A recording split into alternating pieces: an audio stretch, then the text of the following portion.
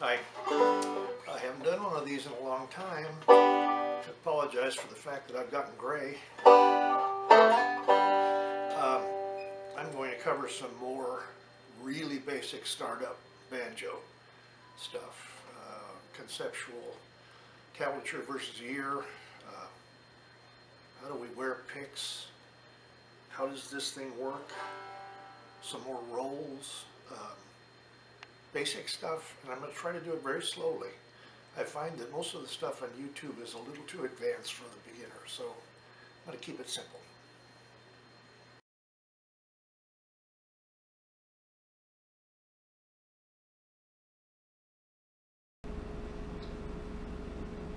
Okay, starting from the very get-go, what are these picks and where do we get them? How do we wear them? Typically there's one thumb pick, and it's usually made of some kind of plastic. This one is a combination of plastic and metal, but same deal.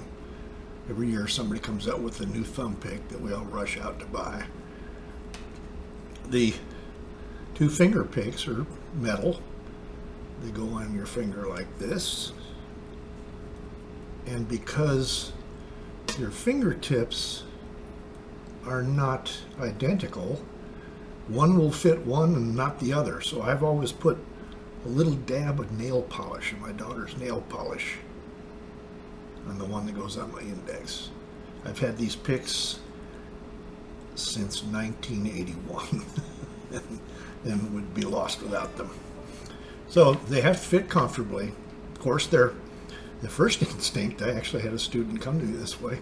He was trying to play the banjo like this, like it was a fingernail. You're not picking so much as you are just pinching. I'm placing the pick, I'm going to get as close as I can here. I'm placing the pick against the string and simply pulling up towards my shoulder. I don't want to go sideways like this. I'll get this kind of sawing sound. I want to rejigger my hand so that it looks like a claw. But what I'm doing is I'm getting my fingers lined up so they're approximately straight across. It's of course not possible to get them exactly straight across, but you want to attack the strings about 2 inches away from the bridge. That's the sweet spot. And you want the goal is simply to get the flat part of the pick to pull up on the string, or in the case of the thumb pick, to push down. We're going to try to use as little motion as possible. You don't want to throw your fingers. You want to just have this really economical little movement. So in my last video we talked about basic rolls, and one of the comments that I got was you didn't do anything with the 4th string. Well, we can go back. If we look at the double thumb roll, 3, 2, 5, 1. It's a basic 4 count.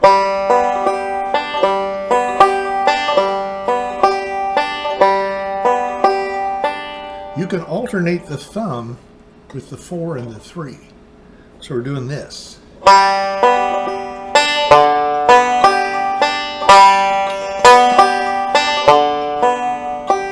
I can't think about the strings and play at the same time. So I just went 3, 2, 5, 1, then 4, 2, 5, 1. 3, 2, 5, 1, 4, 2, 5, 1.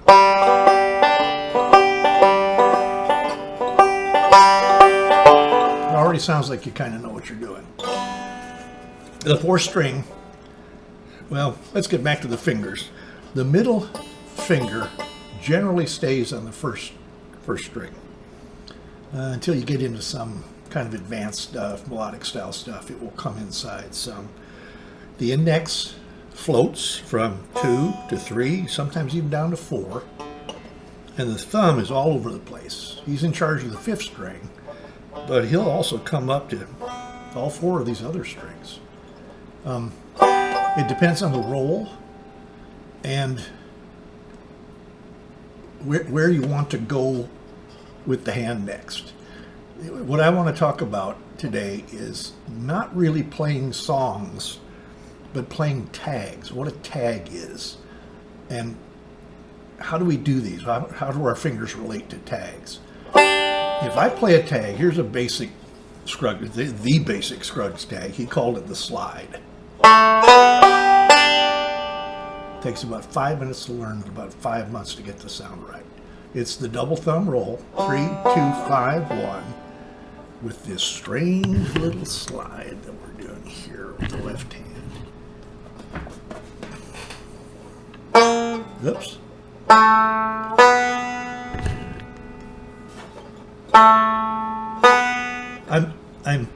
I'm putting my, I just went backwards because I'm looking at the monitor.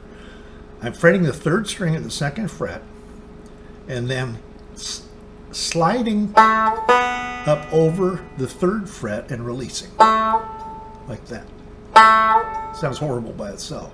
At the same time, I'm going to hit the second string. Not this. You don't want a gap in between. You want the slide to happen at the same time as the second string. It gives the illusion that a note is bending.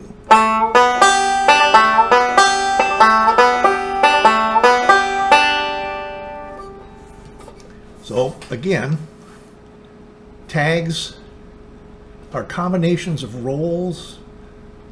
Sometimes they're based on rolls, sometimes not. Songs are based on tags, sometimes not. The Scruggs slide, you'd have a hard time finding a banjo song that doesn't incorporate that at least a half dozen times. But other tags are based on other rolls.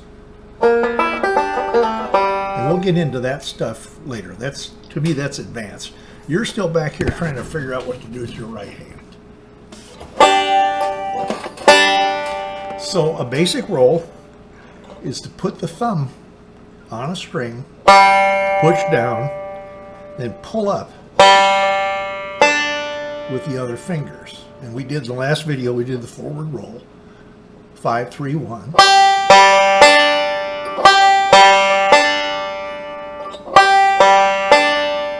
Now that's 3 notes, and if you combine 2 of them and repeat the last 2 fingers, you've got an 8-note roll. 5,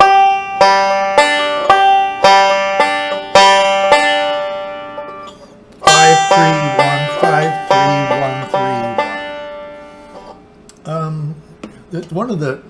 One of the first things you learn as you get into this is the first thing we teach students is rolls, and the second thing we teach them is that you don't play rolls very much in bluegrass banjo. But learning rolls is really just about learning where the strings are and how to get your fingers to hit those strings. And it all goes towards learning the same, it's all pointed at the same target. But first you have to figure out, by planting 1 or 2 of these fingers, more on that later, to orient your hand to the strings so that without looking,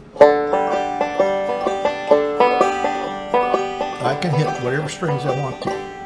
When I started playing, you can tell by the wear mark here, when I started playing, it was absolute law that you planted both of these fingers like this. Today, there are a great many really good pickers that have a flying 4th finger. Steve Martin has a flying 4th finger.